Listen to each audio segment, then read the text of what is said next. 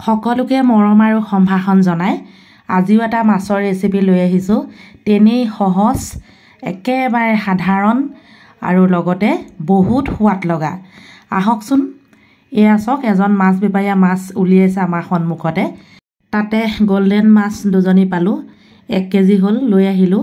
এতিয়া মই এজনী মাছ বনাবলৈ লৈছোঁ। হালধি, নিমখ, ৰেড চিলি, পিঁয়াজ আৰু লগতে নেমু টেঙা, ধনিয়া পাত সকলোখিনি গোটাই লৈছোঁ। সাধাৰণভাৱে বনাম। সৰিয়হৰ তেল গৰম হ'বলৈ দিছোঁ।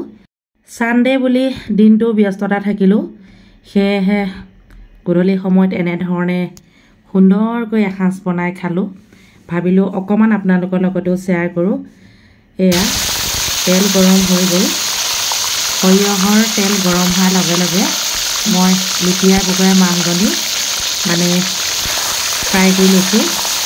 মাছজনীত বহুত কণী আছে জানেনে, সেয়েহে মই অকণ কচিয়াইহে ল'লোঁ। একেবাৰে টুকুৰা টুকুৰ কৰি লোৱা নাই। আমি ঘৰত মানুহ দুজনহে আছোঁ। সুন্দৰকৈ ফ্ৰাই কৰি কেনেধৰণে বনাম আপোনালোকে চাই থাকক। এয়া তেলখিনি অলপ মই কমাই দিলোঁ।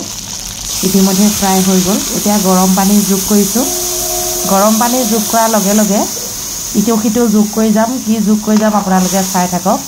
এয়া অলপ পানী বেছিকৈ দিছোঁ, কাৰণ মাছজনী অকণমান ডাঙৰ, সিজোতে পানী অলপ লাগিবই দিয়কচোন, ভিতৰলৈকে সিজিব লাগিব। সেয়েহে এয়া চাওক, বহুত কণী আছে। খাবলৈ বহুত সোৱাদ লগা হ'ব। বনাই আছোঁ, আপোনালোকে চাই থাকক কি কি যোগ কৰিছোঁ।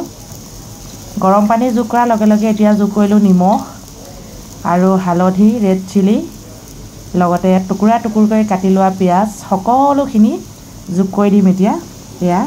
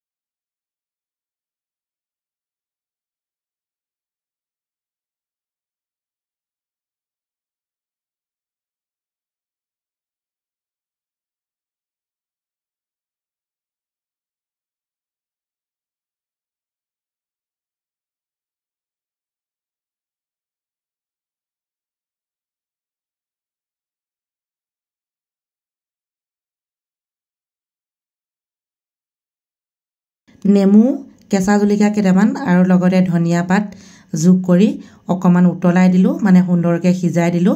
এতিয়া গৰম গৰম ভাতৰ লগত পৰিৱেশন কৰিম। যদিহে ভিডিঅ'টো চাই ভাল পালে প্লিজ লাইক কমেণ্ট কৰিব। নতুনকৈ অহাসকলে চেনেলটি ছাবস্ক্ৰাইব কৰিব। আজিলৈ আহিছোঁ, সকলোকে মোৰ তৰফৰ পৰা বাই বাই জনালোঁ।